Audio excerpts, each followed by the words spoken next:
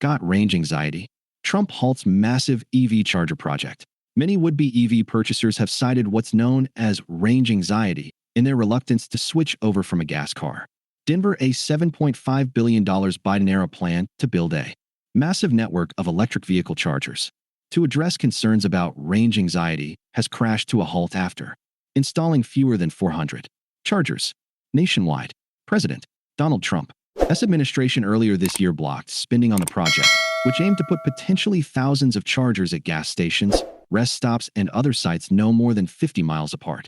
A coalition of Democrat-led states and nonprofits has sued to get the funding restarted, but there's been no final decision yet, and the installations remain on hold. Halting the funding sets us all back, and it's simply wrong, Kentucky Governor Andy Beshear, a Democrat, said in an August 6th statement, announcing the state was joining the ongoing lawsuit. Electric and hybrid vehicles are no longer the technology of the future. They're here now, and this technology is only becoming more important to our families and businesses.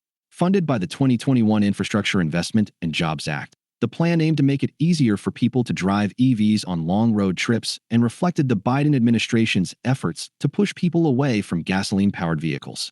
Industry experts say a major obstacle to widespread EV adoption is the lack of charging options while away from home. Federal statistics show there are about 3.5 million electric vehicles registered in the United States, out of a total of 287 million overall vehicles. The number of EVs on the roads, from Tesla sedans and Cybertrucks to GMC Sierra pickups and electric Hummers, has been growing rapidly, in part due to a generous federal tax incentive that ends in September.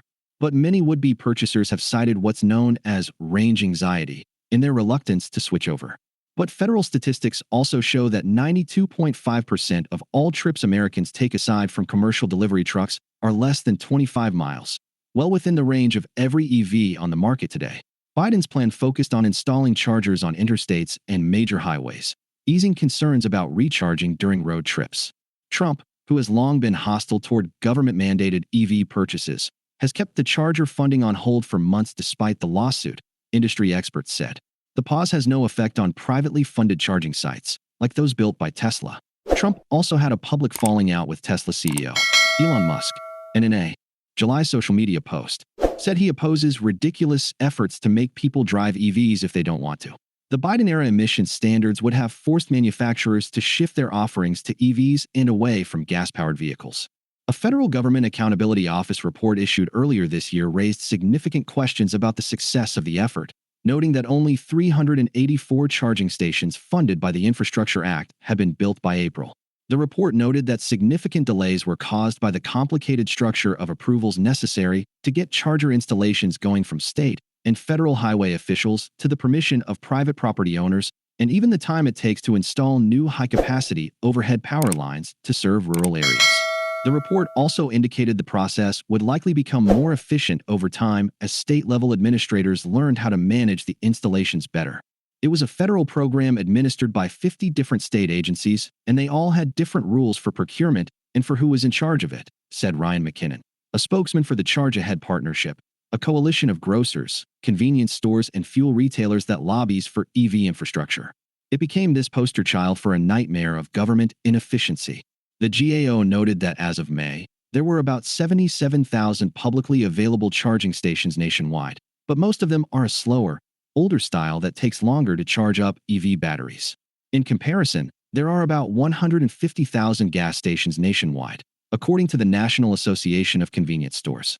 The Charge Ahead Partnership lobbies to have private businesses play a significant role in the development of a national charger network. McKinnon said the $7.5 billion in funding is only a drop in the bucket of what's actually necessary to build out a network that's convenient for customers. But he said the partnership remains hopeful that the federal government will ultimately release the withheld funding alongside new rules to make the money easier to access. At the end of the day, this is a pro-business startup grant that helps entrepreneurs who want to offer a new service get a foot in the door, he said.